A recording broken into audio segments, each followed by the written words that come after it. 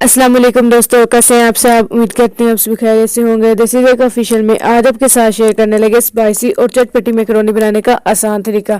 Macaroni बनाने के लिए सबसे पहले हमने एक बर्तन में ऐड किया था घी में हमने ऐड कर दिया था लहसुन का पेस्ट।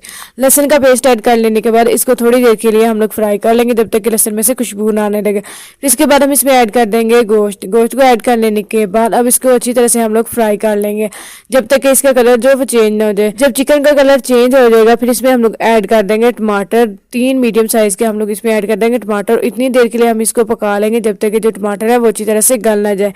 जब टमाटर अच्छी तरह से गल जाएंगे फिर इसमें हम लोग ऐड कर देंगे थोड़ा सा पकौड़ा मसाला। पकौड़ा मसाला की जगह आप टिक्का मसाला भी ऐड कर सकते हैं और इसको अच्छी तरह से हम लोग पका लेंगे जब तक कि टमाटर ना गल जाए। फिर दूसरी साइड पे हम लोग पानी लेंगे, पानी को उबाल आने तक हम लोग पका लेंगे। फिर इसमें हम लोग ऐड कर देंगे नमक और मैकरोनी ऐड करके इसको इतनी थोड़ा सा उबाल लेंगे। मैकरोनी को उबाल लेने के बाद अब इसको पानी जो निकाल लेंगे। पानी को निकाल लेने के बाद अब इसके सबसे लास्ट में इसके ऊपर ऐड कर देंगे हम लोग ऑयल और इसको अच्छी तरह से मिक्स कर देंगे।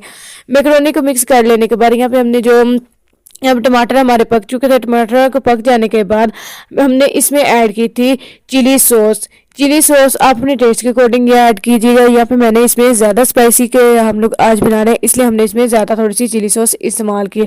चिली सॉस ऐड कर लेने के बाद फिर इसमें हम लोग ऐड कर देंगे ब्लैक पेपर और नमक और इसको अच्छी तरह से हम लोग हिला लेंगे और पका लेंगे। काली मिर्ची और नमक डालने के बाद अब इसको अच्छी तरह से हिला लेंगे। हिला लेने के बाद हम इसमें ऐड कर देंगे सब्जियाँ। यहाँ पे हमने लिए शिमला मिर्च, गाजर, बंद गोभी और मटर। इनको ऐड कर लेने के बाद इसको इतनी देर के लिए पका लेंगे जब तक कि मटर जो है वो अच्छी तरह से गल ना जाए।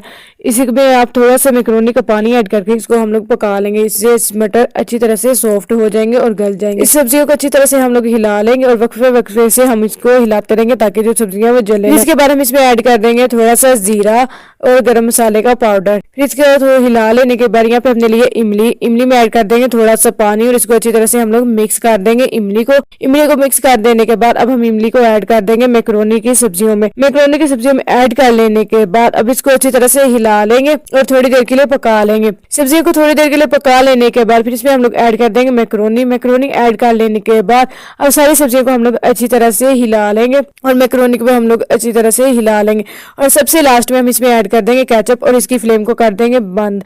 दोस्तों हमारी मजेदार सी चटपटी और स्पाइसी मैकरोनी बनकर हो गई है तैयार।